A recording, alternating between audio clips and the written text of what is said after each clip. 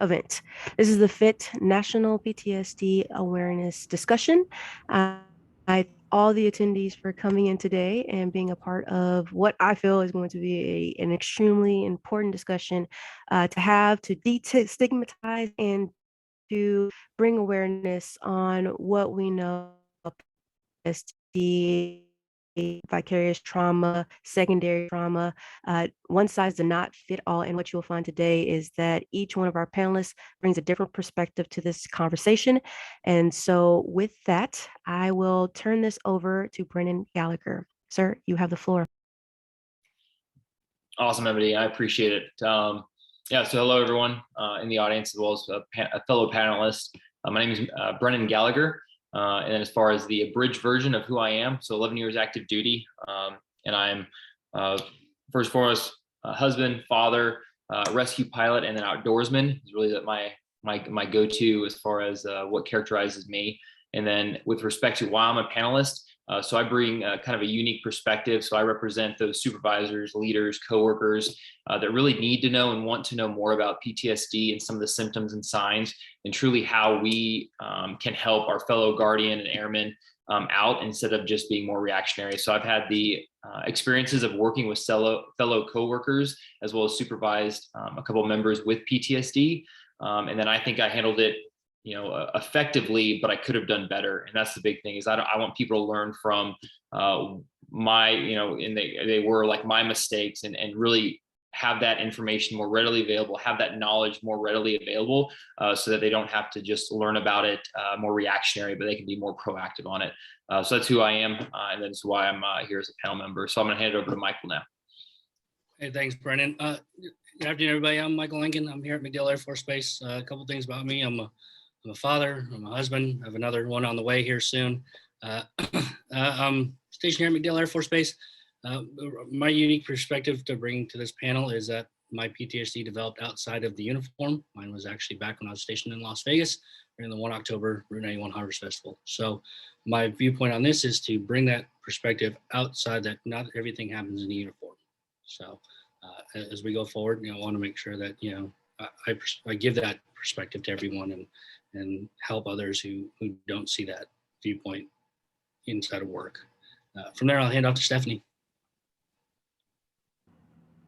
Thank you. Hello, everyone. My name is Stephanie Fors. I am currently the ACC and Absent SAPR Program Manager. I was in the service for about 9.5 years as an ordnanceman. I'm a panelist today because I was first diagnosed with PTSD a little over 10 years ago. When I first got diagnosed, it really felt like a death sentence, but you really learn to thrive with it and grow with it. And I want people to understand that there is a better side of PTSD than what we see in a lot of pop culture. And with that, I'm going to send it over to Brad. Afternoon, evening, wherever you are in the world. I'm over at Aviano Air Base. My name is Brad Klein. I'm an EOD tech. I've been in the Air Force about 21 years, coming this July.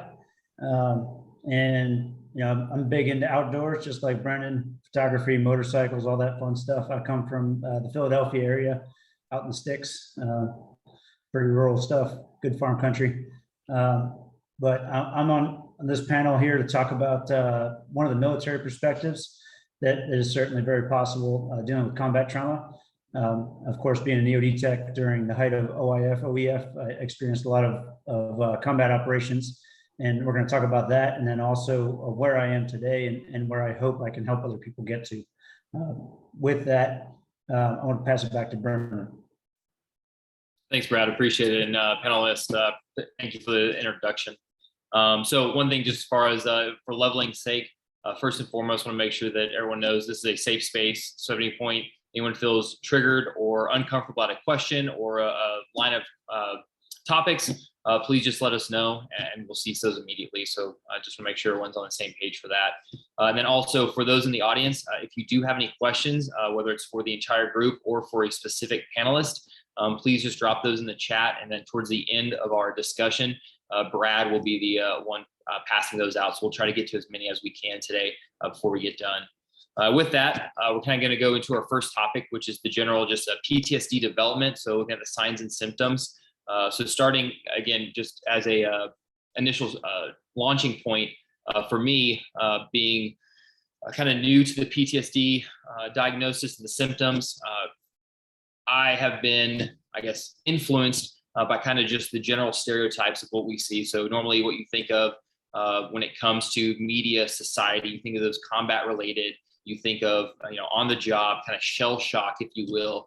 And then for symptoms, you see them, or you assume that they occur fairly close to after the traumatic event occurs, and then kind of exponentially increase without the help of medical intervention. So that's kind of the perception that I had, the misperception that I had prior to learning much more about the diagnosis, and that the PTSD can manifest itself in so many different ways. It has its own timelines, it has its own symptoms. Everyone, whether they experience the very similar events, their body, their mind can react to it entirely different ways. So that's something that definitely I've learned recently, not only working with this panelist team, but also with self-research. So on that, I like to talk to you, Michael, and have you kind of discuss some of the ways that your PTSD kind of manifests itself, from after the event through where you are today.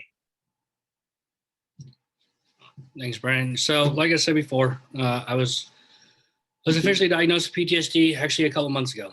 Now we're talking 4 years past Route 91 happening. The reason why it kind of took a long time is, a lot of it came from living in Las Vegas post the event, post everything going on there. I actually did seek mental health following this because they had a disaster action team. However, the problem I ran into was my mental health specialist at the time essentially told me that what happened to me happened to just about everybody else. When I was there with my wife, and I was there with one of our best friends. And in reality, our viewpoints are two different things. If you see how that is, so that PTSD development, when I was told that, hey, my viewpoint's the same as everybody else's, naturally that just makes you want to shut down, right? You don't want to be there and go, well, you're right. It made me question myself for a while. This is, I guess my story is the same. However, when I PCS to this new location, we're required to take for pre-deployment operations, TCCC, the Tactical Combat Casualty Care. It was actually during the academics portion, not in the hands-on portion, where there were pictures from Las Vegas that happening there. There was gunfire that happening there. And, my natural instinct was essentially to panic because I didn't get the help that I wanted at the time. It kind of manifested and just held on for a long time. And then this is where the exploding point came in. So that the development is almost 4 years held on that I couldn't shake off or even, not get over or work through. There was no help at the time. So at that point, I essentially sought mental health here, got the care I needed, and I'm currently working through still. Then it's going to be an ongoing process for a while. Appreciate you sharing that, Michael. And then, Brad, do you have similar symptoms, or how are you different than Michael's? So mine were pretty immediate for most of the stuff. Of course, with 4 combat deployments to Afghanistan, Iraq, 2 to each. Some of them were very immediate. Some of them were maybe longer lasting. But in 2007, 3 of my friends were killed by a car bomb in Baghdad. EOD Team Lima, Tim Weiner, Dan Miller, Liz Lonke. And it was immediate after that, like the very next day. So there's a little bit of difference there, right? With the onset of blank spots in the memory, complete loss of appetite, complete loss of interest in everything and anything, sleep problems, all of that. It was almost, the very next day, if not the same day, just from the emotional shock of losing friends like that. It's interesting that Michael mentioned some key words that always key off to me of getting over it. And I would just like to, maybe suggest that these types of incidents, you don't ever really get over. And that's okay. That's part of the human experience. I think the best thing we can hope to do is learn how to live, and we all can do that. But the other big one was survivor's guilt was a big manifestation because, I was an EOD team leader at the time. And, I kept saying to myself for probably way too long, like, what if I was the team leader? What if it was my team out there? This wouldn't have happened. We'd all still be here. And we'll talk more about that later, where I am today with survivor's guilt. But survivor's guilt was definitely one of the big manifestations for me personally. Back to you, Brennan. No, thank you for that perspective, Brad. And Stephanie, can you make any other correlations or any comparisons that you had with your symptoms, and as far as the timeline and the exact symptoms that you had? So with my PTSD, it occurred after my last rape. Unfortunately, I have experienced that 7 times.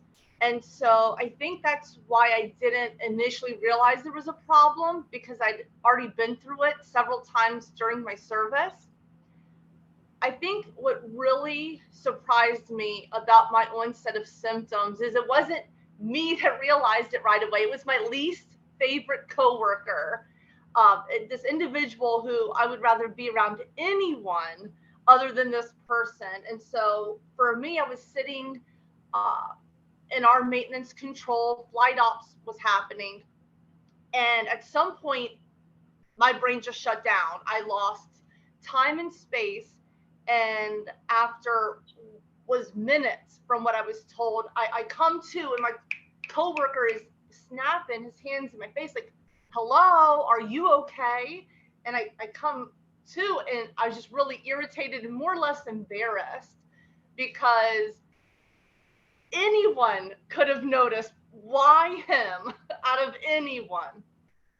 And so the more I became aware to it, I was blacking out all the time. I couldn't remember short-term things, long-term memories. Everything just started going missing. And so next really came the behaviors for me, which was I started barricading myself in my house. I started putting 3-4 locks on every door in my house just to make sure I was extra safe. And I think for me, what took so long to realize that this isn't normal is I had a misconception about what PTSD looked like. I thought you had to be violent, you would be extra jumpy. And for me, I was just extremely vigilant, overprotective. And so that really cost me a lot of time in getting the help I needed. No, that's a great point, Stephanie. Like you said, it's that stigma in today's society where it's that, you think shell shock, you think violent, you think, I think, Brad brought it before, that the movie Hollywoodized Rambo, like that's the stereotypical people go to. However, it manifests itself in so many different ways. So kind of transitioning on, and you already talked to it briefly, as far as who sees the signs for PTSD. So I know what we talk about in some of our resiliency days, we focus on our friends and families, because those are the people that in theory you're the closest to, who you are visiting the most, you have the most interaction with on a day-to-day basis. I know one thing through our conversations that I've kind of learned is people show different symptoms in different parts of their lives. So you have your social side, you have your workspace. So you may see one symptom from somebody and you might not think of it too, like it may be a mannerism, something you find quirky, but because you don't see those other sides. So me as a coworker, I see a peer who's not kind of acting normal, I may talk to him about it or her about it, but I might not address it in a certain way because I don't see the other ways that they're reacting outside of work. Like you said, where we're locking your doors. There's no way I'm going to be able to see that because I'm not, I don't have that social relationship with you. So it's very difficult to see the entire symptoms that you have. So on that note, as far as who in your life, either who saw the signs for your specific PTSD, and then where do you think someone could have, I guess, seen them earlier? From your perspective, this is going to take a lot of retrospection of what you believe where someone could have intervened, but where do you think someone could have seen the signs? And we'll just go back to you, Stephanie. I think for me, the coworkers would have been the first ones to notice it, because it really did start as me blacking out anytime I was at rest, whether I was standing or sitting. A lot of times, and this is probably the most unsafe thing about how my symptoms originally manifested, was I was on the flight line doing combat ops, and I was under aircraft. I was by aircraft that were landing and taking off. And so you have to be very vigilant on the flight line because aircraft are taking off and parking. There's so much going on. And it really was people like, oh man, there's Spade, she's fallen asleep again. And it's like, no, I was blacking out. My mind was completely shut off. I had no idea what was going on. It did not take my loved ones probably the better part of 8 months to a year before they started noticing, hey, this does seem kind of like a lot of locks on the door. Or I think when I started getting left home alone a lot more with my kids, and the final event that was really scary was they had to call the cops to come help me unbarricade the door because I didn't trust that the person on the other end of the door was really my husband. And it took the cops and a crisis team to literally talk me out of coming out of the house. And I think that was the real big wake up call for everyone that this is more than just having a hard time. No, I appreciate you sharing that, Stephanie. And Brad, do you have anything as far as what who saw your signs? Whether was it yourself or was it family or friends or coworkers, or who was the one who first kind of triggered you to realizing that, hey, Brad was not acting like Brad? So starting out with the more challenging one first would be the coworkers, right? Because all of us were kind of going through all of that simultaneously. So to us, that was our normal.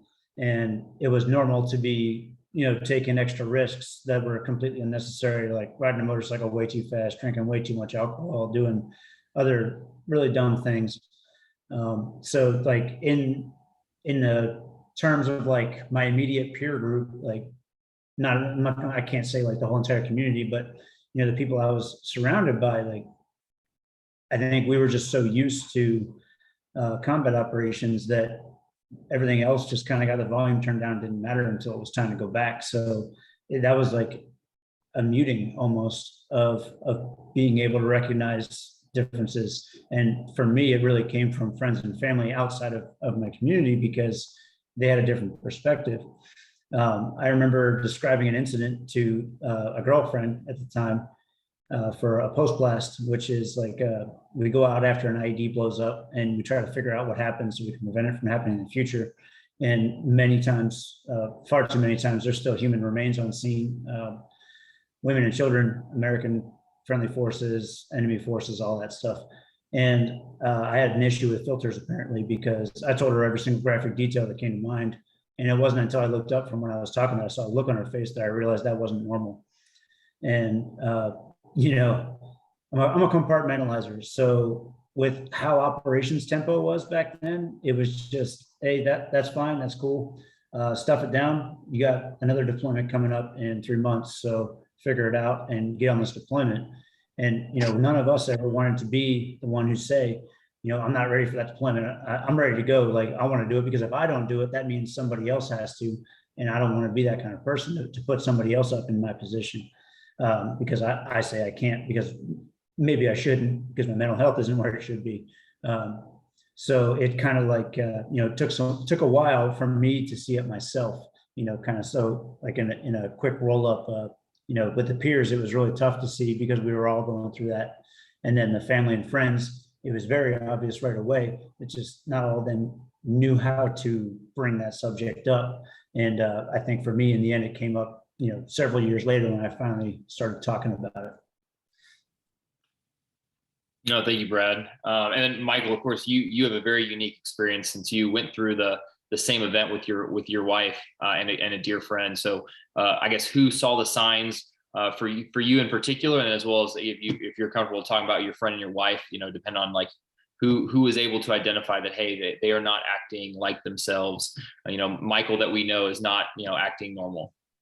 Yeah, Brennan. So the biggest thing with this is that it was fortunately, but unfortunately at the same time, it was kind of myself saw the signs, but it took me a while because, I like Brad was as well, compartmentalized, right? It's just like, I have a thing to do, I have a job to do. I have a family to provide for and so forth. But then my wife, I would see signs for her and then it'd be vice versa. But we just don't know how to approach each other, because you don't know what I went through, and she doesn't know what I went through, and I didn't know what she went through, other than what we both said to each other. Like it kind of went in here, and he said like coworkers as well. When I was there, I worked with combat search and rescue with special operators and special aviators and so forth, and they have seen stuff. So it would be like, hey, yeah, I saw you were there. You all right? Cool. You're good. Move on, and so forth. And that was just like, well, I guess this is the norm. All right. So then I'd go home with my wife, and she's the one sitting at home by herself trying to figure out, still figure out what's going on. Same with our friend who actually lives in Minnesota. Minnesota didn't even have the same thing either. They didn't, they don't know, other than what made, MSNBC, Fox News. She's a paramedic, and that's just things that you can see through your friends. It's like, I could tell, hey, they're having a hard time, but, and I can address that to them, but knowing what they know, what I went through, staying in the festival grounds and not retreating out of there, because my primary goal was to get my wife and my friend out of there first. And me going back in, they didn't want to approach me on certain things. They're like, oh, we know you've seen things, but we don't know the best way to approach that. So that, like I said, fortunately, unfortunately, my wife had that viewpoint, and I think that worked out.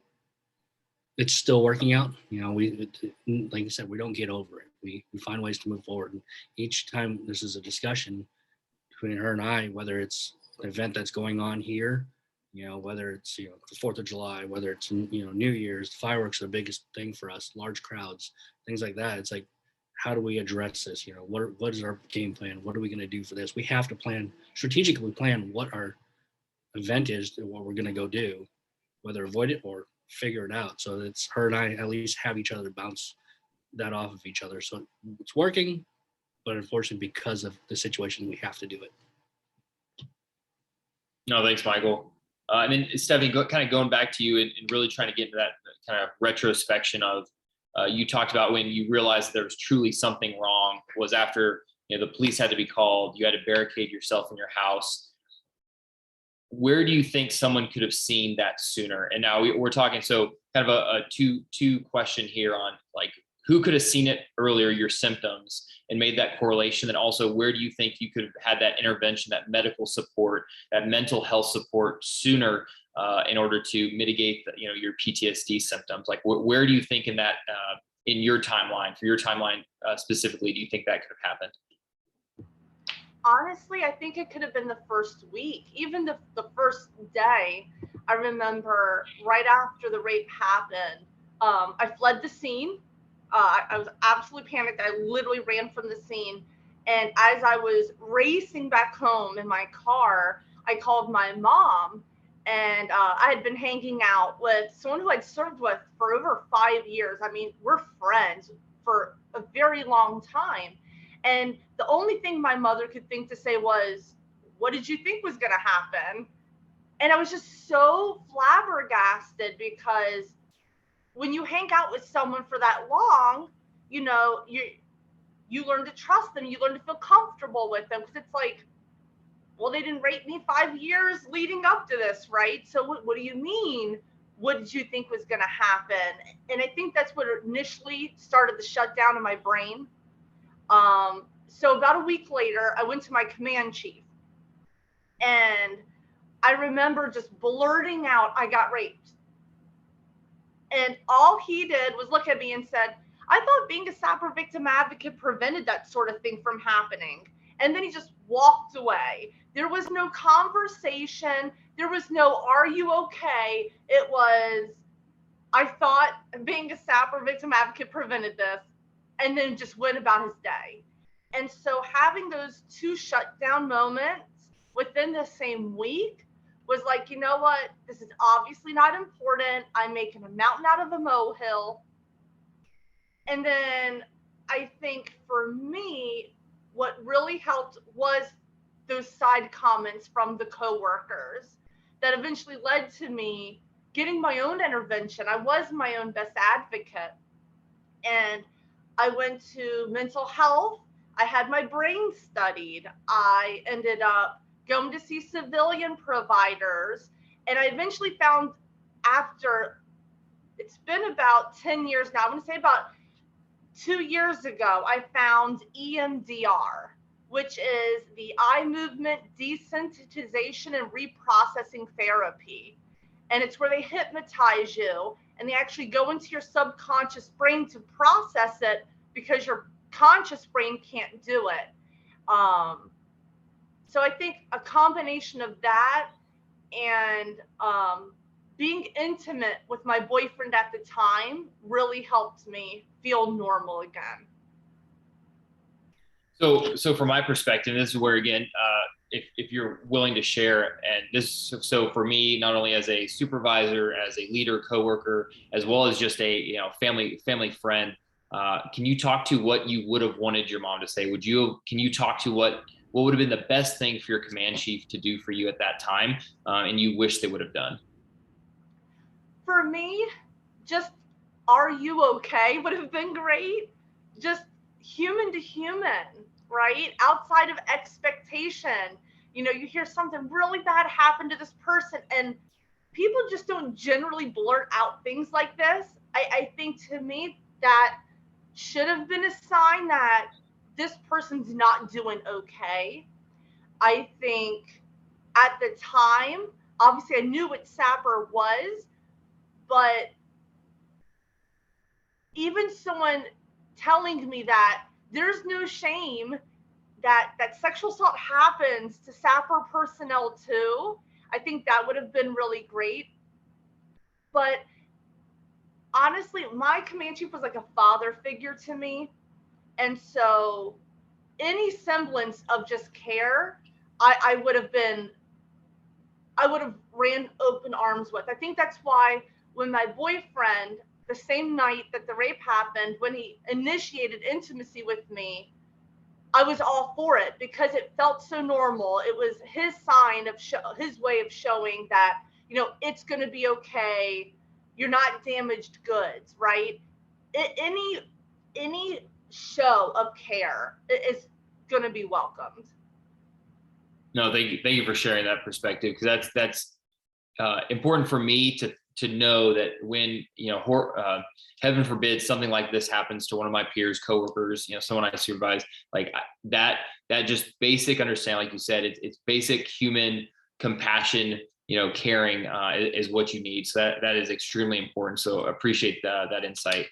And then Brad, as far as for where you saw missed opportunities, because kind of going along, like you said before, you are in EOD, so you're in a high combat stress in a career field that has probably a high probability for some of these symptoms. So what would you have seen? Like you talked about your coworkers are not as, because they built up a tolerance for some of those signs and symptoms. So like what would you see, or what would you recommend as ways that in that your specific career field that you could have early signs, identification, as well as intervention?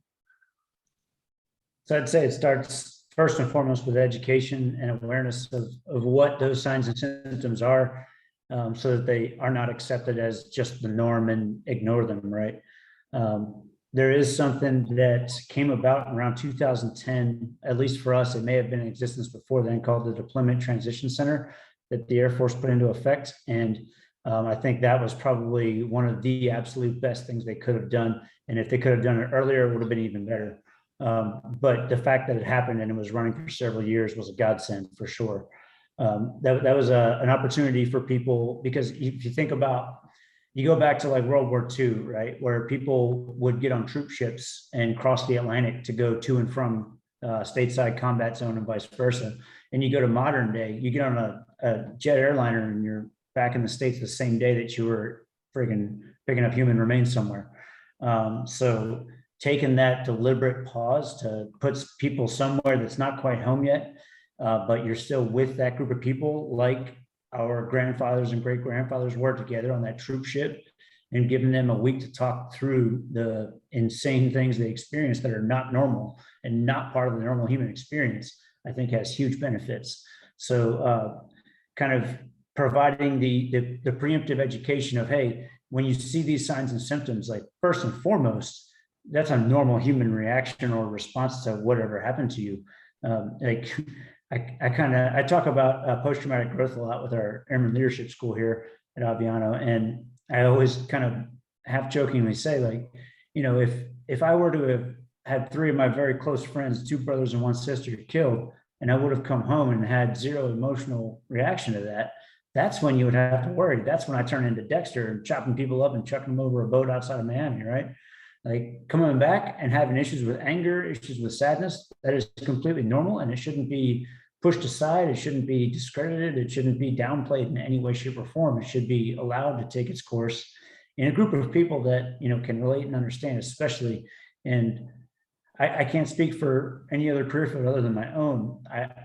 My personal experience has been, and I can't speak for any other experiences other than my own, but my personal experience has been, thankfully, the brotherhood, the sisterhood of my career field is very, very tight. And that's a huge credit to what got me through without having the education of what to look out for and what to be aware of, if that makes any sense. No, appreciate that. And then as far as, you talk about the education, the prior knowledge, what do you see, or when do you think it would be appropriate, whether it is for just your specific career field, probably is the best question to ask, where you think someone is mature and open-minded enough to kind of receive that type of education? Because, heck, working with other pilots, like those very young, teenagers, young 20-year-olds, they're invincible. Like, they don't think that, they can be ever hurt or impacted by anything. So when do you think, would you recommend being the best time to have and to provide that type of education? And also, like, what do you have any recommendations for what kind of form it should take? Oh, I honestly, I love that question. And I had a meeting with a bunch of friends last night. We talked about some other stuff related to mental health. And we were talking about actually this very question of when do you start this? And we actually were saying, like, even like going back to high school, like outside of the military, this should start. This could be like a school, like regular public school topic of conversation, maybe philosophy or something like that, because it can start even before then, right? This is cultural. This is root stuff for everybody and anybody, no matter what you do, no matter what you're exposed to, because trauma is not unique to an AFSC. It's not unique to anything. It's the human experience. You're going to experience trauma at some point if you haven't already. Is kind of my personal take. And as far as what do you tell people, the biggest thing, and I can't overstate this, is that you're not alone, first and foremost. Second, it's an opportunity. As much as it sucks right now, as terrible as you feel right now, and trust me, I know, I've felt pretty terrible many, many times. It's an opportunity. It may not be an opportunity right at the immediate moment, but give it time. Do not isolate yourself. Keep yourself surrounded by those good, genuine people that are going to be honest with you, not let you lie to yourself and lie to others, but also support and love you. And just know that at some point in your life in the future, the experience can really help you to help yourself and help other people. If that makes any sense. Nope, absolutely. No, I couldn't agree more. And I appreciate that, Brad. And then Michael, as far as kind of going back to your, again, your experience, your timeline, which, you probably had the most significant, the longest kind of timeline from when you were diagnosed from the actual event. Where did you see that someone could have intervened, someone could have provided you that additional support to where your symptoms would have been mitigated? Because I know you talked about working with your friend and having these conversations with your wife. Where do you see that someone could have realized that Michael was acting like Michael and could have been you that support earlier? I'll tell you right now, it would have been minutes, hours after would have helped. Just that immediate support. Like I said, after everything happened, this happened 10 o'clock at night, and we're trying to sort everything out and still working through everything till 2 a.m. I get a text at 7 a.m. Hey, from my boss. Hey, you still coming in? I'll see you here at 8. He expected me at work the next day to make sure, hey, we still have a mission to do. I still have testing to do. We had a whole test we were starting to get through. This is the same boss who a year later. So back on this, every year I go on 1 October, I take the day off. It's my version of mental health day, right? I take my own leave. I do that. I spend time with my family that I'm grateful for. The first year after, my boss, the same boss, was like, what do you need, a mental health day? That's the thing. I was like, yeah, I need to take leave. This is my own personal time. And those are those missed signs. That's a year later. Following this event, my in-laws lived in Las Vegas, and we would, hey, we don't want to go down to do this activity. We don't want to go this way or whatever, because there's certain roads that, getting down that festival area, we avoided, and they would just go, you good? You're good, right? Nothing, you weren't physically hurt. Your brain's there. There's several opportunities I seen because, like I said, mental health, the same thing. Oh, your story just sounds like everybody else's. And that's from a mental health perspective, not even from someone else. And that's where it really damaged me to go, you know what? I think that was a missed sign. I've gone to chaplains and, I was like, my biggest thing here, and this is something that helped my wife and I, was we days after what we sat down across from each other and typed out our entire story from what we did, how we reacted, what motions I did, because I could go through, and this falls under survivor's guilt. Brad was talking about, we would go through and say, if I could have done this, what could I have done better? What could I have done here? What could I have done here? Because every day from then on, I looked at the news saying, did I save this person? Because I could recognize that person that I was working on at the time. But, that survivor's guilt. And then the signs that were missed were just, understanding, what we could have done. And we had, my wife and I, again, unfortunately, we're together to a certain point, but her story is different than mine. She hasn't gotten the same support. So my in-laws saying, hey, I'm good because, I'm the man of the house, I'm the protector. They don't look out. They didn't ask her how she's doing. Her friends didn't ask how she's doing. They all asked how I was doing because they knew I was still in there. But you have to look at the other side of that. She was more worried about me. And that's the thing, is that we both have each other. And that's it right now. And our friend as well. It's like, that's who we had for that first year of just each other. And that's those opportunities I think were missed by, and it's hard because, again, it's also, I'm not going to say it's my fault, but it's kind of just because I should have, hey, I need help. That's really hard to do, right? It's just saying I need help. That first step is the hardest step to do.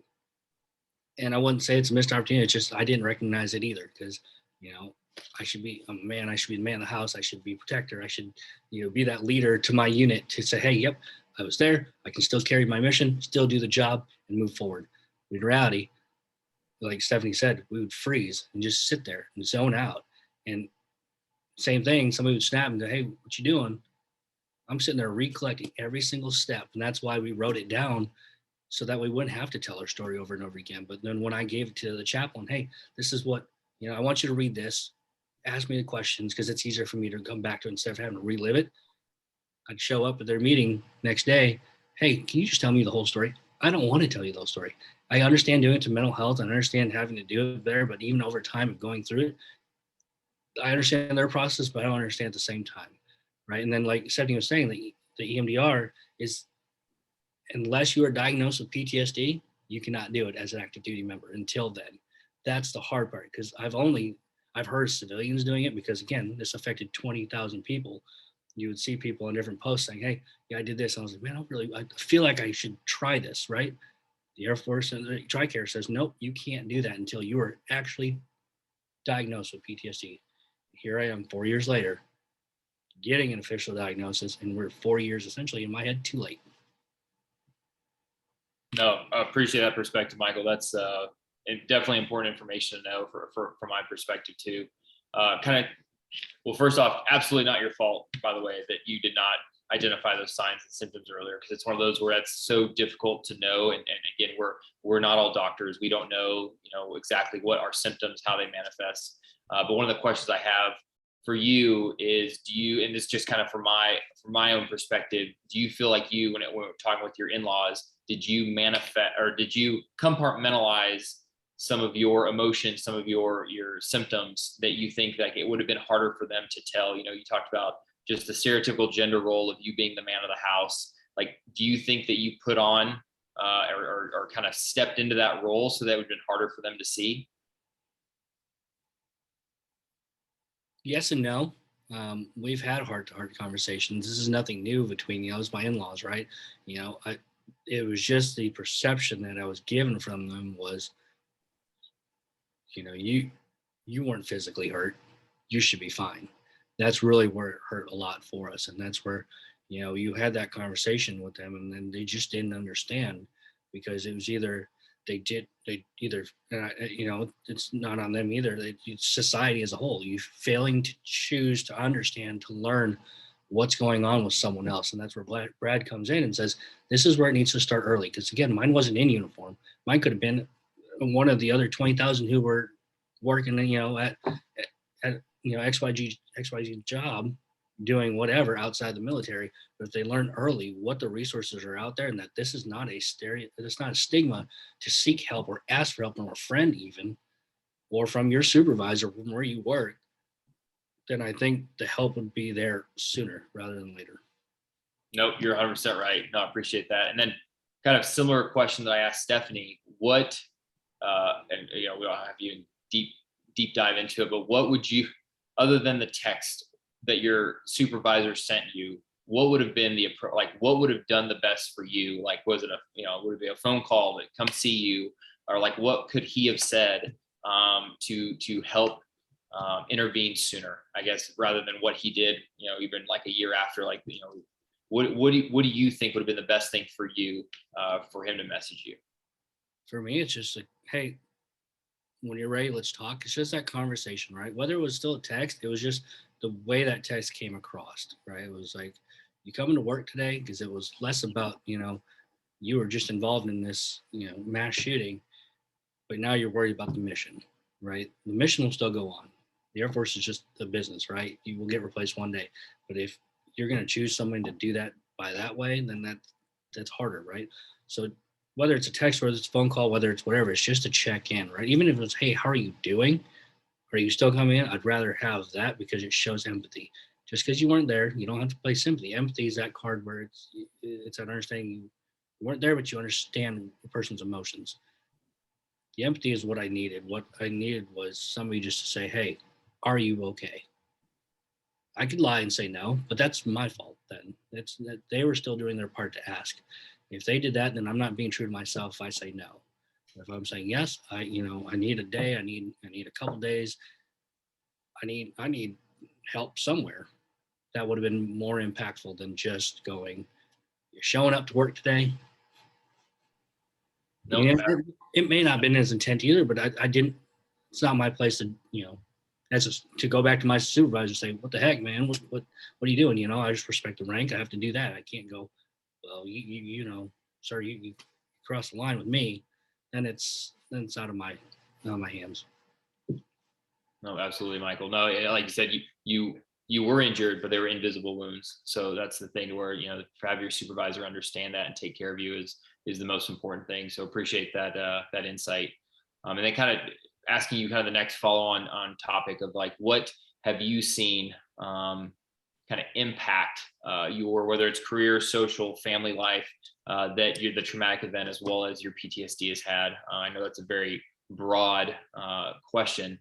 But if there's anything significant that you want to make sure that the audience and the panel knows, where, hey, like you said, PTSD doesn't affect just one portion of your life. It affects every single aspect of it to some degree. So do you mind talking about some of your, how PTSD has impacted those different parts of your life? So obviously living in Las Vegas, it's an entertainment capital, right? So you always want to go do something. Well, for that point on, business was usual. A week later, except for us, those were impacted. And for us, it was like, hey, we can't go down to the certain area. We don't like large crowds. We don't like that. When it comes to career-wise, I was TDY 3 weeks later thinking I was good. I left my wife behind, in an empty home. We didn't have a kid at the time. So both of us manifested while sleeping, trying to run through, the emotional side of, what we did. It just gave us time to think. And that's also the bad time because we didn't know how to process information. So again, said, if you don't have that, then you start to panic. So that's what happened. It was like, I ended up, panicking, having to seek out my first sergeant, who was like, well, you're TDY. So we'll have to discuss this when you come back. And that's where that falls into the career impacts. 4 years later, here we are, going, I had to take this TCCC, which I understand it's the self-aid buddy care. It's a new advanced course. I still have to take it. My leadership's afraid that because of the actual scenario and how I would do it, they don't think I do well. My fear is for me, so that's their perspective. For me, it's, hey, I did it this way and it worked, but it's not the Air Force guidance or the DOD guidance of how to do it, how to stop this wound. I'm going to fail it. So we're trying to work down different ways. So luckily, I have this leadership here that's willing to make things work. But that was my fear was, hey, if I don't do it the Air Force way, I'm going to fail. If I don't do it, then we're going to fail as a unit because I'm technically non-deployable until this is done. So that's kind of my holdup career-wise right now. No, appreciate that perspective, Michael. And then Brad, as far as, do you have any specific impacts that you've had? Of course, we've talked about all the great things you've done, and kind of like you said, you've used this as a phenomenal experience and have definitely harnessed it. But as far as any impacts that you've seen, you talked about some of your lack of filters that you had and some of your symptoms, but any other impacts that you've had on your social, personal, as well as professional life? I would say because of the support network that I'm so very fortunate to have within my own AFS community, the negative impacts were pretty small. While Michael was talking, and he was talking about leaders that just care and give a crap, right? I was thinking that whole time back to a specific NCO who did exactly that. And I wish and hope we have more of them. And he was an inspiration to me to try to be that guy as much as possible.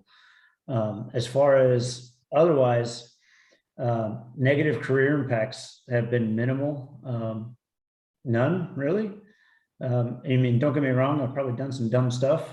Thankfully wasn't anything unsafe or caused anybody any harm, just dumb stuff. But I'd say more than anything, it's been my way to stay connected to just everyone. Like I was talking about before, I use the vulnerability as a way to connect with people now. I initially, when I first came back, I had no filter and I would just tell everybody anything. And I realized that was probably the wrong way to go. So I just stopped talking about it for about 10 years.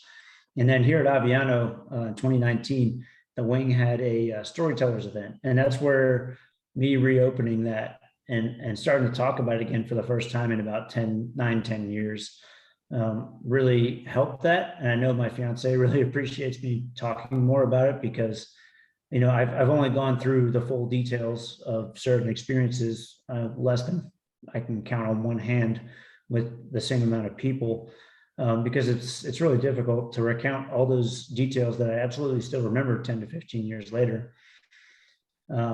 But what I have learned is that it's okay to keep those, and I don't ever want to forget all of those, even though they're hard and they're bad, negative related emotions, because it's also, I can't change it, for one, first and foremost, but second, so many other people have experienced so many other horrific things in their life too, and they may or may not have something to do with combat operations. More often than not, it probably doesn't.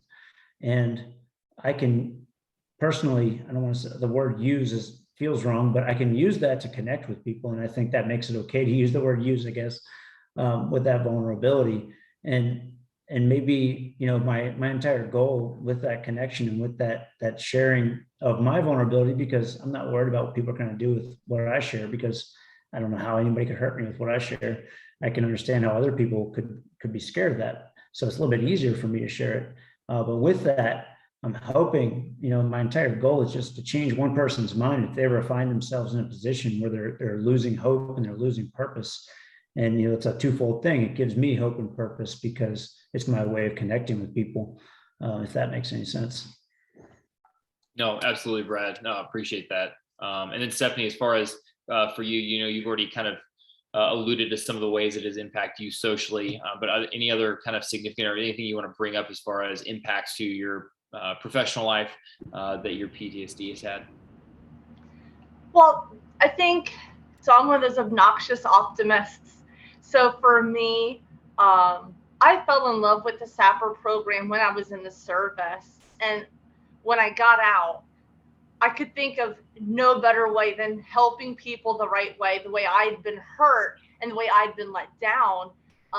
And so I'm a program manager for the Air Force right now for ACC and absent. Being a SAPR program manager, you're not only there to help affect change for people, but you're there to affect change for policies and to make sure that our policymakers, our legislators they're making informed decisions. To me, that's really critical, because change happens at all different levels besides human to human. You know, you have people making these changes that could affect people who are suffering from these various forms of PTSD that we're talking about today. I think for me, the biggest impact is learning how to not be ashamed and being true to yourself. So when I got diagnosed with PTSD, I also got diagnosed with conversion disorder, and one form of dissociative disorder. And there was, for years, this panic that, oh my God, people are going to think I'm psychotic. People aren't going to understand what these things really mean. They're not going to educate themselves. And I think learning to sit with that fear and respect it and not let it rule you, I think has been a really transformative journey for me. And I would encourage anyone that suffers with PTSD to walk that journey, to face that fear of, what if I get judged? What if? Insert all the various judgments that we worry about, whether it be personal, professional, or social. I think if you try to walk that journey, you'll come out on the other side way better than when you started the journey. No, thank you for that, Stephanie. And I think you hit one of the biggest things, like hold that judgment. And that's one thing that I've kind of, that I think about when it comes to just mental health and some of the, like we said, the negative stigma that's been around PTSD for a while, and why, education, I feel, is such a key. I know for me in particular, again, this is my personal feelings as a leader supervisor kind of deal, is we invest, and I'm talking specifically Air Force from my personal experience. The Air Force, we invest millions of dollars. You can ask Michael, in maintaining aircraft and systems and equipment. And it's one of those, our most valuable resources, our airmen and guardians. And it's one of those where people need, to get things changed and get swapped out and get routine maintenance. So like that, the fact that that's a stigma does baffle me, because it's one of those where the human system is so critical, so important, and so different. Not every system is the exact same. Not every aircraft is the exact same. So like it needs different types of support, different types of maintenance. So the fact that people don't see it from that perspective is difficult for me to understand. But that's why, again, we're here today, and that's why we're trying to educate folks where people do have to take a knee. People do need those mental health days. They need to take care of themselves, and however long it takes, however different types of medicine, medication, whatever it is that they need, it's going to be different, and that's okay. So, appreciate you sharing that. And then you kind of alluded to it earlier as well when it came to your recovery, and one of the most significant, I guess it's a process, the EMRR. Is there any other things that, as far as it have worked for you, realizing you're talking to the audience who, people potentially with PTSD who you're, giving potential advice to, but then also to supervisors, to coworkers, to everyone, to say, hey, these are these other resources that are out there to help people with their recovery. So that's the entire audience. If you don't mind kind of talking to what you've gone through, and then what you've seen successful for at least your recovery. It sounds so simple, but outside of the EMDR, the most effective thing was seeking out close relationships. Because when you go through something traumatic, every time you talk about it, no matter how much counseling you've done, no matter how many times you've talked about it, you're still going to hit that nerve just a little bit, right? And some days you're punching that nerve. Other days you're just lightly passing over it, right? Every day is different with PTSD. So if someone's seeking you out and they want to talk about it, create that safe place. Allow them that space to just talk and just listen. 9 times out of 10, we're externalizing. We need that. That is so therapeutic. I think another part is self-care. Brad was talking about being, a gearhead of sorts. I'm a huge tree hugger. I love going on hikes. I live for gardening.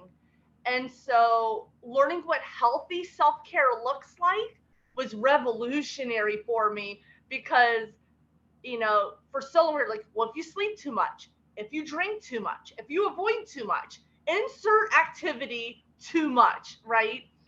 And what we don't learn and what we don't understand is there's this beautiful in between. It's okay to just sit still in a room and breathe.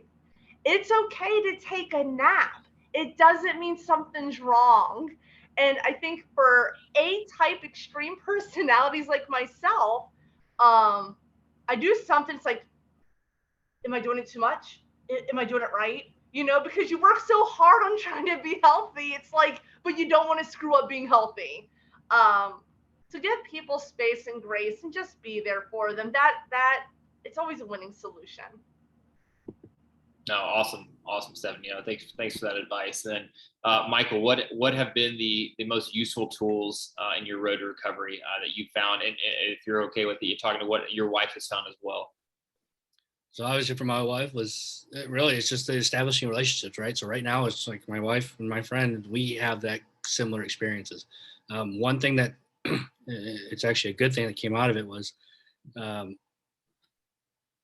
there was a Facebook page that was made, and it's like Find My Hero, right? And you know, I don't call myself a hero whatsoever, but what I did were the actions to save lives. And somebody else posted a story, hey, this happened to me. I'm trying to find somebody who helped me because they were shot through both legs. I ran through that story in my head and ran through it all there, and just finding that connection. There's actually video footage, body cam footage of me carrying out the same lady. So seeing that impact of like, hey, how did I help someone that night? And now we're essentially family. We've reached out, we've met up, we've gone through our stories. Having that connection of a relationship with just other survivors is meaningful and impactful. Again, what Stephanie says, having that time to yourself. You know, for me, it's important to be with family. You know, we almost weren't a family anymore. Something were happening with my wife and I. So for me, it's, you know, I'm not much of a, I don't know much about cars or something like that. But for me, it's spending time with family. So that's why my wife and I, we like to do a lot together and hang out a lot. And then now with my daughter, my soon-to-be daughter, it's like just, you know, having that established relationship. One thing I want to down the road is look into back. I don't know if some of you guys know this, is AFSOC and SOCOM do POTF, the Protection of Force and Family, right? Because they protect the special operators. Well, I understand that, you know, mental health is big, like in Brad's side too, and for the CSAR side, it's big. But what about everybody else, right? Because I'm not a maintainer, but I'm a technician that works on aircrew flight equipment. So I work on the survival systems for, you know, for all our operators that are out there, for PJs and, you know, again, for rescue pilots and so forth. But we still go deployments with you guys. We still do things with you guys that we may not be in with you guys, but we understand, you know, how can, you know, if we have that knowledge as well, how can we help you guys, right? Because you guys come to us for your equipment. You guys come, we're the people you see as well outside of your band of brothers and sisters as in your AFSCs, but we're also there too. So I want to work on expanding that out there as a recovery for everybody who's active duty and for there. That way it's the same principles across the entire DoD, right? So that's something down the road for me to look into. That's awesome, Michael. I think that's a great idea. How would you, I guess, on that note, other than being a part of FFIT, which you already are clearly, what other ways do you think you have, I guess, opened up that dialogue already for recovery? So for me here, I'm actually the 5-6 president at MacDill, and we've had, you know, I'm working at establishing those groups here as well, even with the leadership seminar to say, hey, come to one of my meetings if we have someone to speak on this topic, and, you know, understand that not everybody's story is the same, not everybody's recovery is the same, not everybody, but it's still, we all have one thing in common, right? We all went through something, whether it's something, you know, you think is insignificant or something that is Air Force wide significant. It's still it's your story to tell. So I'm working on that too. You know, here at this level here, I'm a big advocate for having that communication. So if somebody seems like they're having that hard time, I'm not saying I know what you've been through, but I know, you know, what I can do to help you. No, awesome. Thanks for that, Michael. I think that's a great idea. And then Brad, I know you've done several things as far as for recovery and for helping those also in recovery. If you don't mind sharing a few things that have helped you personally and ways that you've helped others.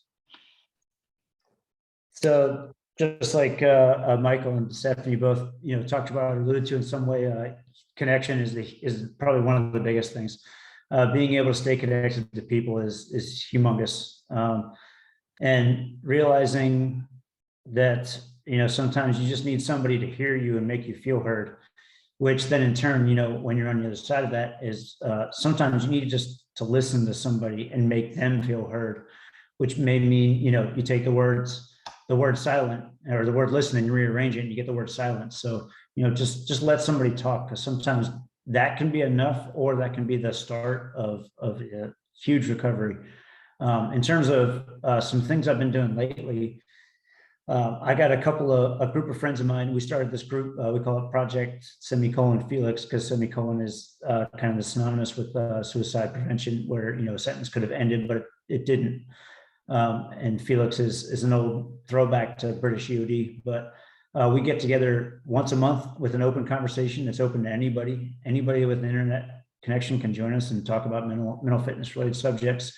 And then we do a recording also once a month. We just did one last night on the subject of impermanence, which was a pretty good one. We also get together once a month in person here at Aviano. I've got a few like-minded individuals. One's an ALS instructor, one's over at the Med Group. Actually, two from the Med Group now. We just add another teammate since I'm PCS and out of here. And we get together the first and third Wednesday of the month, and we talk about very similar subjects. And it's crazy. Sometimes we have 5 people, sometimes we have 20, 30, whatever. It's never about the metrics, it's about the connection. And if it's 2 people, we'll have a conversation. We don't care. We started off with the idea of kintsugi, which is a really interesting Japanese term. Has to do with fixing broken pottery, where they actually use gold flaked glue to put the pottery back together, which winds up highlighting the cracks instead of hiding them. Just for an example, we have awesome conversations that fly by. We try to keep it to an hour to respect people's time, but we always wind up going well over that and forgetting about it, because it's just such awesome conversation and connection opportunity with people that you may not have had that opportunity with before. And it really helps to expand your perspective and really, see some different ways to look at things. Hopefully that hits the mark for what you're asking. No, absolutely. No, appreciate that, Brad. And then I know we kind of already talked to some of the ways, and I know Michael, you alluded to some already, and so did you, Brad. Because one of the things you guys are doing right now is kind of paying it forward and being a part of this panel, telling your stories, your unique stories that no one will ever have the exact same experience that you all have, but telling it to an audience that they can listen, understand, and see that everyone's story is different. And I think that's crucial. Is there any other ways? And Brad, you already talked to several of them, but any other ways, Brad, that you've been continuing to pay it forward other than the ones you already mentioned? The biggest thing, number one, first and foremost, is just connection. Don't hide yourself away. Get out there and experience life. Get out there and meet new people. Get out there and connect with people, and know that you're not alone. There's a much larger number of people who have experienced trauma than those who are willing to talk about it. And you never know, you can start a friendship with somebody and really find that connection that way. So, number one, we're social creatures. And helping other people can really help you as a secondary effect. No, awesome, Brad. And then Michael, any other ways that you have been paying it forward that you just want to talk to right now? No, not really, other than other ways, like I said, what I've mentioned before, things I have initiatives for that I want to. It's just trying to find the time to do it, and making sure that, it's out there, the opportunities exist. Awesome. Absolutely, Michael. And then Stephanie, I know just with your job as the ACC Absent Sapper Manager, you're already doing phenomenal things there. Is there any other ways that you or avenues that you've been paying it forward as well? I like to do life coaching. One of the things I do is I reach out to other veterans and check up on them, make sure they're doing okay. I actually have an initiative right now. Several veterans that I served with, we realized one of our fellow veterans with PTSD is actually suffering. And so we've been collecting money to send to his way to help provide for some general care items because he's really suffering. So doing small things like that, I think, makes a big difference, because if you don't make the move to do something to help someone, who's to say someone else is? So I think helping where I can, and reaching out to those that are hurting, letting them know it's okay, that really helps me feel whole. No, awesome. That's beautiful sentiment. Thank you, Stephanie, for that. And then I did want to follow up with Brad. I know he's one of the things that he's been looking into and has done a lot of work with is kind of developing a book list that he has several different authors and different books that he's recommended and is also, not necessarily, but prescribed to other members. So Brad, if you want to talk to some of the books that you found enlightening and influential for you in your road to recovery. No, don't give me a free mic and let me talk about that, because I won't shut up. Reading has been huge for me, for sure. I really got into reading about 3 or 4 years ago. There's a book called Struggle Well by Ken Falk and Josh Goldberg. Ken Falk is a retired EOD Master Chief, Navy E9. And Josh Goldberg is somebody who worked in the corporate world, and somehow they came together and they really put some amazing ideas together in this book. It's all about the concept of post-traumatic growth. But I cannot recommend the book Struggle Well enough. It really, when I read it, my take on it was, I feel like I knew a lot of these things, maybe not all of them, but many of them, but I just didn't put it together in the way that the authors did. And I thought that was awesome. Another one, an absolute staple, and this one will probably be pretty familiar to many people, is Viktor Frankl's Man's Search for Meaning. It's only 160 pages. It's a fast read, but I will not say it's an easy read, because it's not. The first 2/3 of it, Viktor Frankl talks about his experiences in a concentration camp in World War II, being Jewish and also a psychiatrist, which gave him a very interesting perspective on his experiences. The first 2/3, he goes pretty in depth, in detail, and I think that was probably why I was able to connect with that book a little bit, was that level of detail and graphicness, kind of hit with me a little bit. But I also read it shortly after my father passed away as a recommendation from another EOD tech, brother of mine, actually. And I cannot recommend Man's Search for Meaning enough. It really focuses on the fact that to struggle is human, and many of us go through struggles and traumas in our life. And if it's viewed the right way, if you can get to the point, usually with help of people that are close to you and that care about you, and if you don't have them right away, find them. They're out there. You can take that struggle and that trauma that you experienced. For him, it was life in a concentration camp for several years, and you can use that as purpose and meaning to live a more fulfilled life, instead of trying to pretend it didn't happen, or any other form of avoidance. Instead of realizing, like, look what I was capable of, look what I made it through, right? And it's not to say, like, use it as a celebration thing to put anybody else down for their experiences if they were different. It's not at all that. It's the opposite. It's use that to connect with even more people and share in that experience. And there's another awesome book. If anybody's heard of him, Kyle Carpenter. He is a Medal of Honor recipient, the youngest living, I believe, out of OEF. I think he was 19 years old when he received the Medal of Honor in Afghanistan for throwing himself on a grenade and saving his best friend's life.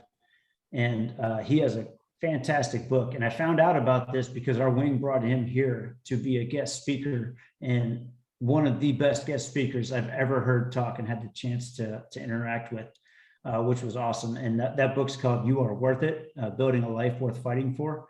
And there's just so many easy parallels to everything. He doesn't come out like this big war hero, like, look at me, look what I did. It's about, hey, I'm a human being. Here's the hardships I've had and how they can relate with other people. And I'll go on and on. So you can just give me the sign when you're ready for me to quit, because I won't stop talking about books.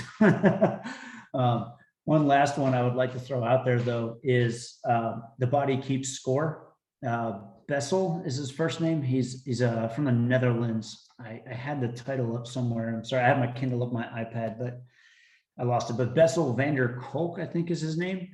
But The Body Keeps Score is a great read for everyone to really understand trauma and how trauma manifests physically in the human body, and how unfortunately common trauma is, especially childhood trauma. And I think that's one area as a military we could probably, gain a lot of ground on, is understanding that very few people just show up to the Air Force with no past experience in life and every single thing was hunky-dory, right? How many people show up with adverse childhood experiences to the military? And that shouldn't be discounted. And there's definitely potential to help people feel like they belong more and help people feel more part of the team, and they can use that experience as purpose and meaning to connect with others instead of feeling ashamed by it, like Stephanie was mentioning. That's a tough read. I will throw out that prerequisite. That's a real tough read because it really delves into a lot of sexual abuse and childhood abuse, but it's an important read regardless. And I highly recommend everybody take a look through that book. Maybe save that one for the last one, or maybe get it out of the way in the front because it's a tough read, but it should be on the list for sure. I think I'm at 4 or 5, so I don't want to run on all night. No, appreciate that, Brad, because that's allows people to, those that aren't able to seek that external support can maybe find some additional help by reading those books. So I appreciate that. I'm going to look into some of those as well, and make sure that I have those resources available to where if somebody does need or want to seek out their own help. So I appreciate that. Before we transition over to questions, I do want to say first and foremost that I am honored to be on the same panel as 3 inspirational folks who, again, you all providing your stories and telling them to the audience, and also providing that insight and those recommendations for the audience, the supervisors, the leaders that are out there is truly inspirational and motivational for me. So the amount of time that I've invested in learning about PTSD and all the resources that are out there, the amount that I have learned with just working with the 3 of you has been tenfold. Just understanding that everyone's story is different, that people react different to different and have different symptoms based off different timelines. I've learned so much for the 3 of you, so I truly appreciate your time. So with that, I'm going to hand it over to Brad. I'm not sure if you have any questions in the queue, but we'll answer the ones that are in the queue right now, and then if we have additional time, we'll open it up to the audience. So Brad, with that, I'll hand it over to you. We got 2 questions that I'm tracking right now. The first one is just for the whole panel. And that is, are there any specific Air Force programs or practices out there that have been more helpful to you than others?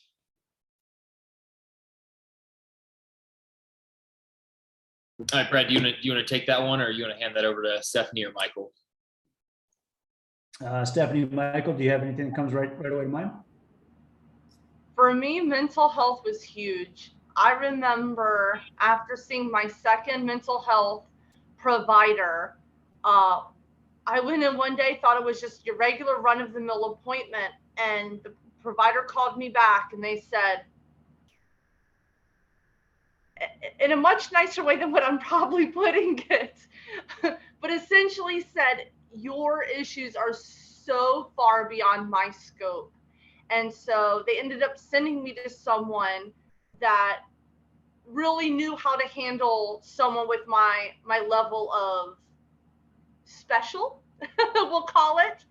The person they actually worked with, I owe this provider so much. This person ended up working with TRICARE, and they set me up with a provider that only worked with Navy SEALs and EOD, because I was an ordnanceman, right? So I was used to building bombs and missiles and helping kill people. And now I have all this rape and sexual assault trauma, and they just couldn't find a provider that had the level of experience that I really needed.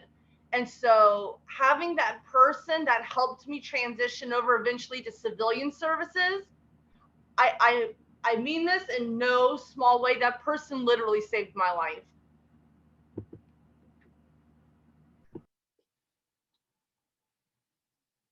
I'm going to jump in here. I don't know if you want me to jump in on this one. So Stephanie, I agree. With mental health, the hard part with me was, obviously look at the location I was at, but one thing that did help was the military and family life counseling services, right? The MFLAC, because they are civilians and they're not associated with mental health, and that's not what they see. They see the person as a whole. Understand where you're coming from. The only downside is they cycle out so many people so many times, so that way you're not seeing them. So that kind of became the frustrating part of like, hey, you got to see somebody else. But those are the other resources out there, right? It's not.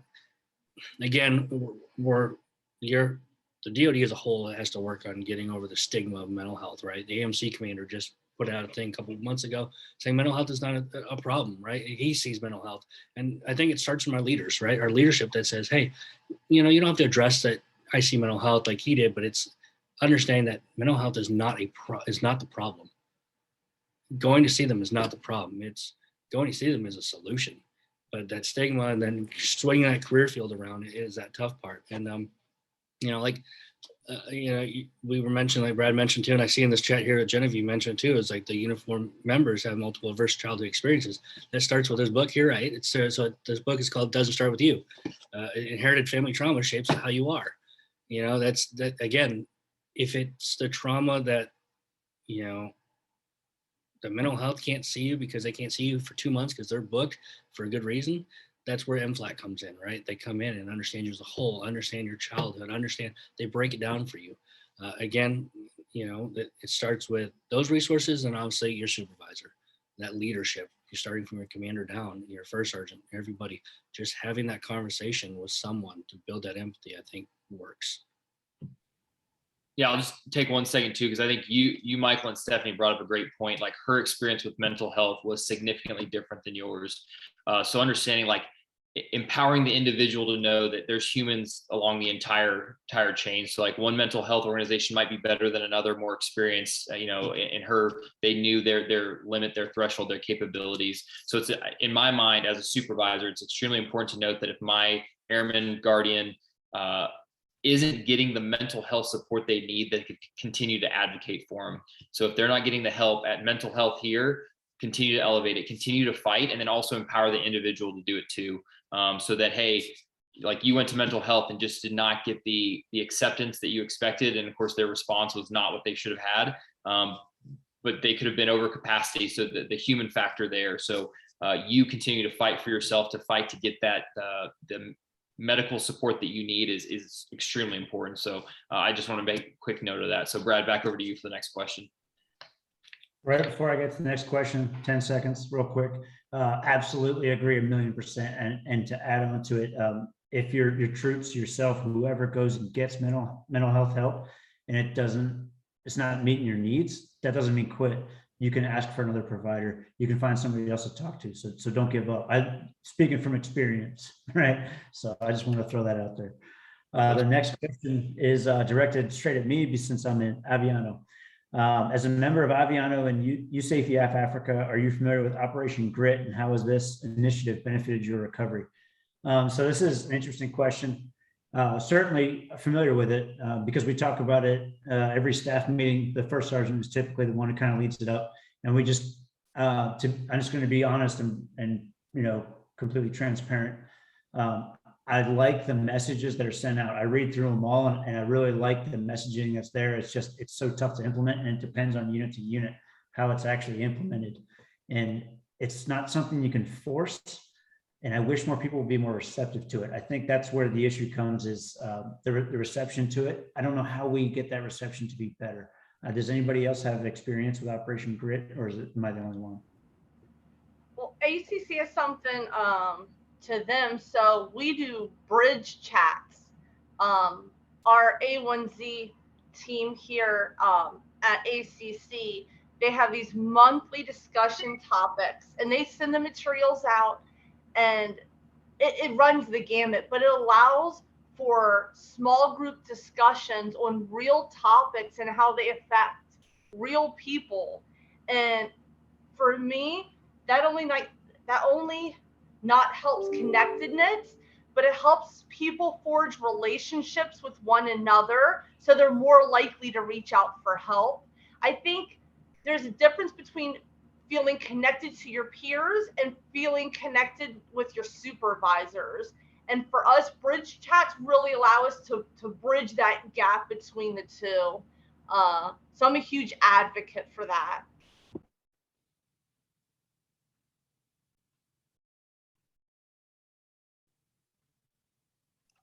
Michael, any experience? I haven't had any experience outside of what I've had to seek out for myself, and then like I said, with like military family life. Okay, we got one more question for the whole panel. So if anybody wants to answer first, just go ahead and unmute and let's hear it. What do you think about embedded care programs such as True North? Is this something we need more of? Man, all these programs, I feel like I need to know about them. I don't even know about these, and I think that would have helped, I think, too. So if anybody knows how to elaborate on it, I don't know what that is. Yeah, so my organization actually has a True North, and it's been pretty, I've been impressed with it so far. We've got the chaplain and his assistant, and they provide a lot of additional services, and they have a very impressive open door policy. So I've been impressed, and I do. So that's just talking specifically on True North, and the embedded program.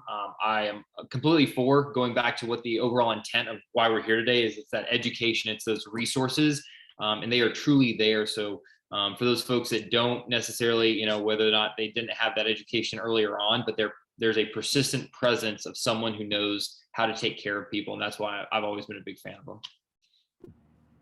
Embedded care is where it's at.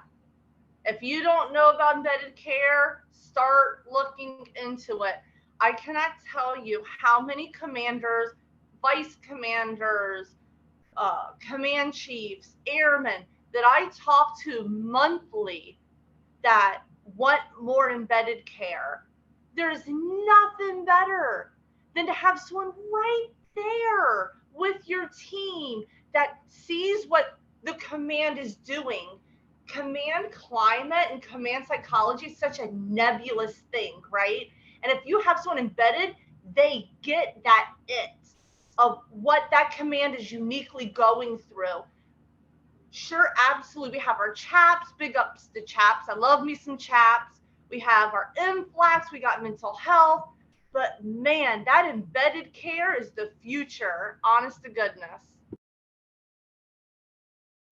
I can go ahead and second that real quick because we've got an awesome chaplain, awesome mental health professionals, and they're embedded with our team on a regular basis. They come out PT with us, they come out and do training ops, and I cannot speak highly enough. Chaplain Flynn, quick shout out. Major Lane, quick shout out.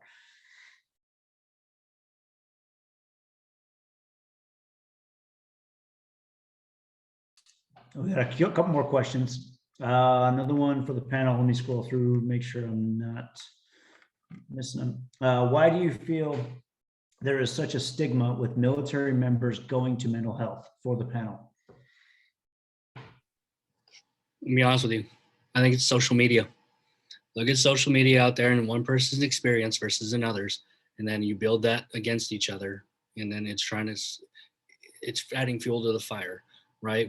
Let's say my experience wasn't the greatest, and I went out there and said, you know what, mental health sucks because they didn't provide to me, yada yada. But we didn't consider the human factor that Brennan mentioned, right? But we added fuel to the fire. And somebody else like, well, yeah, I didn't do this either. I didn't do this here, or I didn't follow up and continue my fight. There's so many different factors right there, and I think that's kind of that main reason is social media, and then again the lack of experience from higher leadership understanding. And this is why I think, Brennan, it's good for you to be here, is understand what your troops are going through, what even your civilian employees are going through that work with you, and so forth, and throughout your AFSCs and units. So I think that's kind of that basis there. If anybody has anything. Yeah, I think that's absolutely, Michael, that captures the current climate. I think the stigma, though, regrettably, it has been around for way longer than that. I think it's kind of started one of those where, we've briefed about it before, as far as like the Hollywood, like how it's, idealized when it comes to the media, the Rambos, the, shell shock of all the World War II movies. And I think the stigma when it comes to the military in particular is the societal stoicness that people look at people in the military, and there's an additional level of authority of trust that the civilian populace kind of give us, because we're in uniform, because we are here representing and defending the United States. So I think there's an additional level of thought that, hey, these people are supposed to be, you know, the knights. They're supposed to be the folks who are the protectors. So the stigma of mental health is that much stronger. At least that's what I've kind of perceived, where and that goes again way back in history. So I think as long as we continue to educate, to continue to conduct some of these reforms to where we're like, hey, nope, we're taking care of people, we're taking care of the human system, if you will, in the greatest ways we can. I think that's how we kind of break that stigma. I think my original fear came with the fear of losing my clearance. Because as ordnancemen, you have specialty clearances that you don't always hear about with your normal clearances. I'll just say that. And so when you're doing your SF-86s, it's like, how do I answer this question? So it's always that every year it changed. I swear to God. So you hit like that I or whatever for more information. Like, okay, do I get included in this long definition of you're screwed, right? I think also for me, I've always been a workaholic. And so there was always a fear like, oh, whoop, whoop, my clearance went through. And now it's like, awesome, deployment's coming up. Because I've been on 3 combat deployments in my 9.5 years. And so when I got back from the last one, and I started talking about my blackouts as part of my post-deployment come down, it was, you shouldn't have gone on deployment. And so the unhealthy workaholic culture that I grew up in was like, haha, I got one over on the man, but I supported the mission. But there's this also part of reality that's like, that was kind of stupid though. Let's be honest with the self.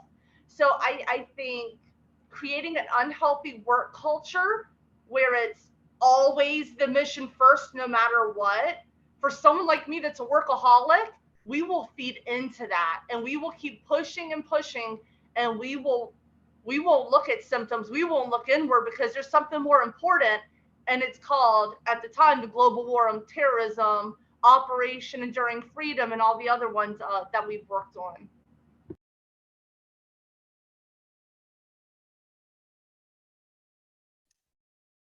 So we've got another really good question too for the whole panel. And I really like this one. How do leaders and first line supervisors get more education in order to help their subordinates?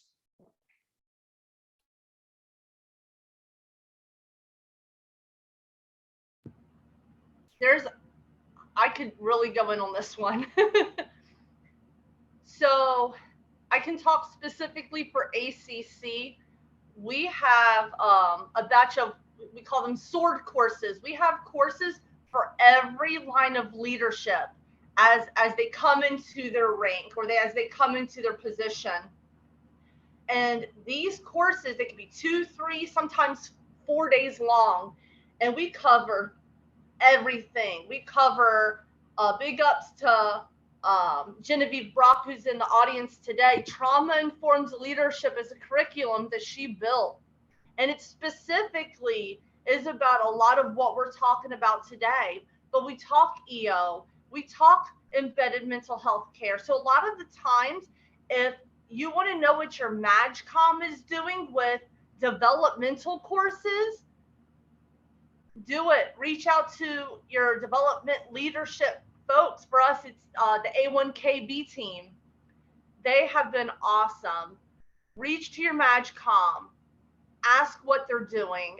Ask what they can be doing to develop you. And then reach out to your functional. A lot of these functionals are talking with half, and they have an idea of what's coming down the pipeline or what's already in the works. And then third, and I'm a big one of this, mentorship. Look outside of your functional community for a mentor. Get outside the box thinking about you as a leader, you as an airman, you as a human being. The best thing I ever did was get a mentorship outside the ordnance community, and it blew my mind.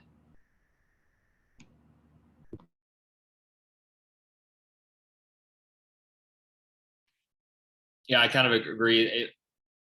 I'm not a huge fan of the kind of more specialized courses, the one-off. I wish there was a better way that we could integrate them into normal progression kind of thing. So I'm saying if there's a better way we could integrate it into someone who hasn't been, but like the ALS, to those kind of already, established foundational courses that the Air Force has, for officers like PME, professional military education, to where when officers at their captain times go to squadron officer school at Maxwell, add a couple classes, a couple courses on this, so that way they're not having to learn for the first time or be reactionary. That way they can be proactive. So that's what I would recommend.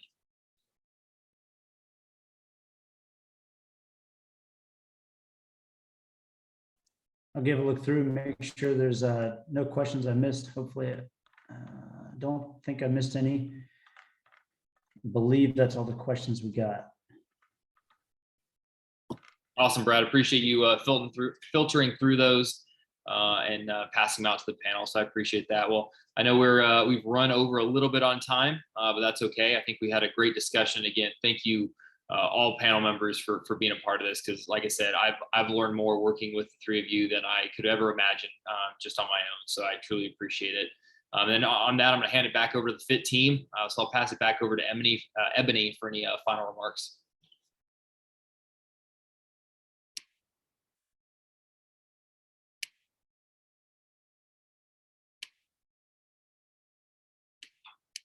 Ebony, are you up?